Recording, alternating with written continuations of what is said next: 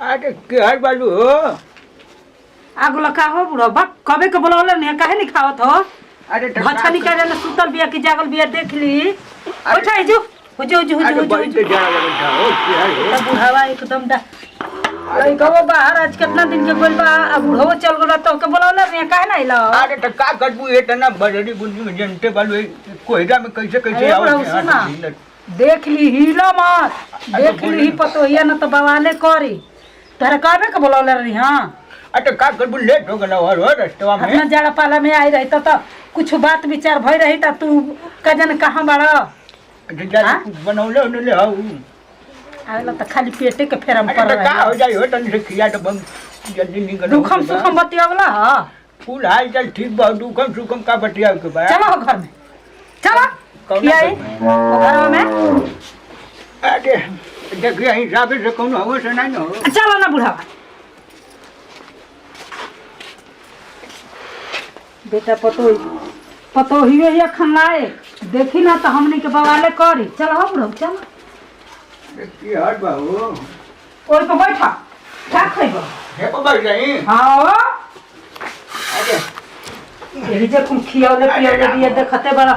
खय को धइले बे कि ना है बुढ़ाओ अटा नहीं धारा हो अटा है के रख ले बढ़िया से आ तोहरा से धरा तो मुंह तो करता है तार से धरा तो नहीं करता हो बहुत डेपुटाउडी चल जे हो पतोहिया देखी तो बवाल न करी हो बुढ़ाऊ बैठ जा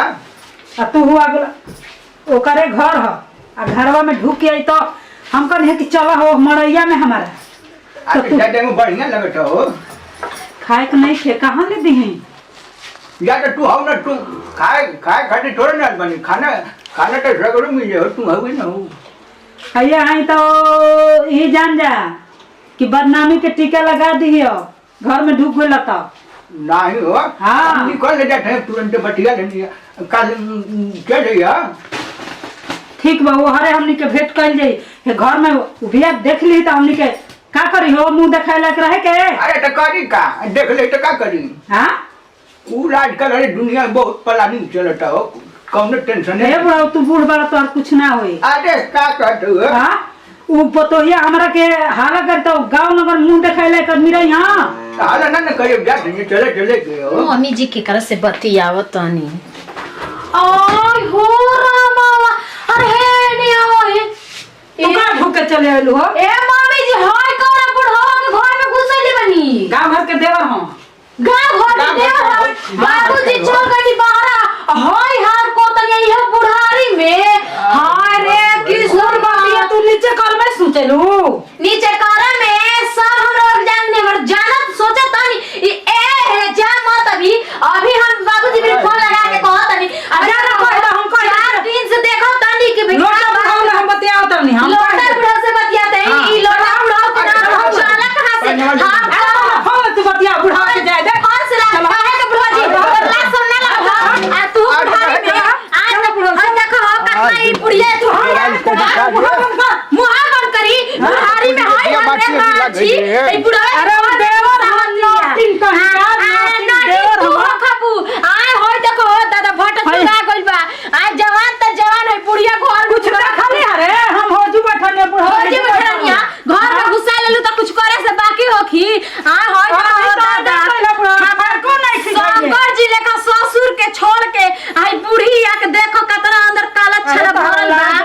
लाज नहीं खेला दादा बुढ़ाओ गए अपन मेहनत करे अकला के बुढ़ावती में जवानी में लगा तलू बापा अकला रुको हम हमारे लगनिया तो जा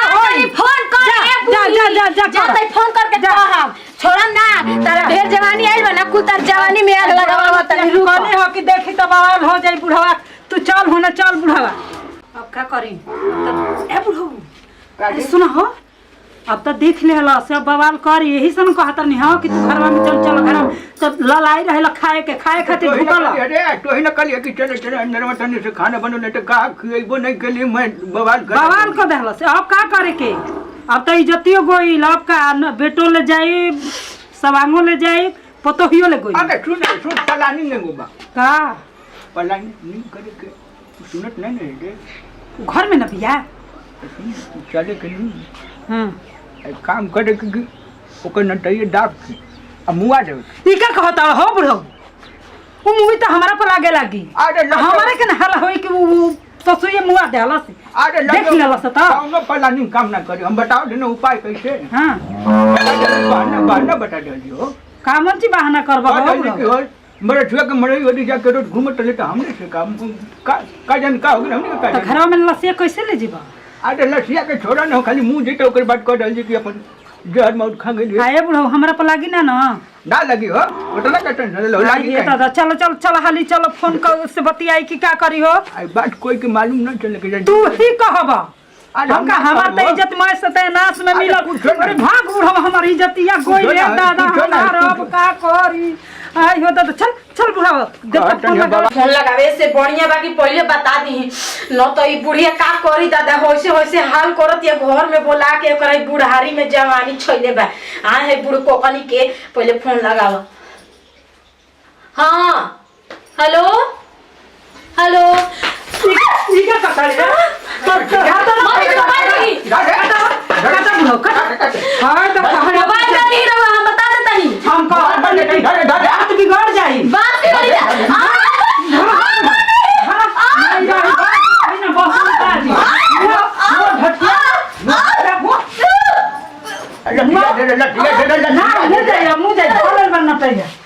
हला करी आगे हल्ला कर चुप ना इकर का कर जाई अच्छा बहु दादा आयो बुढ़ऊ मुंह अरे रुक लगा था धीरे धीरे ना मैं खेती भाग रे भाग रे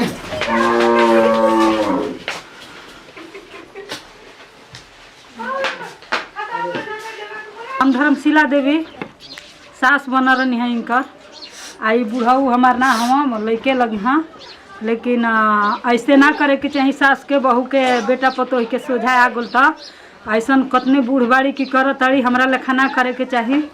आ बाकी बुढ़ऊ ले कुछ नहीं है कोई जानी के गोड़ छू के गोड़ लगता नहीं बाबू हमें लोटा बाबा जन्मे के नहीं जाए बुढ़ाई में लव कितना खतरनाक होला रियल घटना बा के मजाक मत ले अब जा मगर ऐसे समाज में नहीं करे के चाहिए ऐसा सब होत बा एक वजह से वीडियो बनावल गए है बाकी सब यहाँ से पूछ लेंगे। नमस्कार प्रणाम हम लवली सिंह हमनी के अपन टीम में वीडियो देखा के संदेश यही लगे देखी जा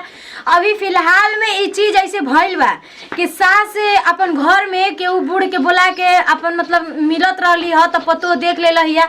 तो ओकरा के मतलब जला के और मुँह आके से फेंक दियल गई ह तो यही रियल घटना पे हमनी के वीडियो बनैनी जा कि ऐसे ना करी जरा वो सभी बहुत गंदा बात बा बहुत ही बेकार बा के मानते अभी तो जवानी के बात ही अलग रहेला लेकिन बुढ़ारी में ऐसे ना करे के चाहिए कोईबो कोई नहीं तो थोड़ो वही में समझा बुझा के अपन मैनेज कर ले के चाहिए ना कि मुँह देवे के चाहिए। अगर वीडियो अच्छा लगी दिल से लाइक करिए शेयर करिए और कमेंट करके बताइए हमने की वीडियो कैसा लगला।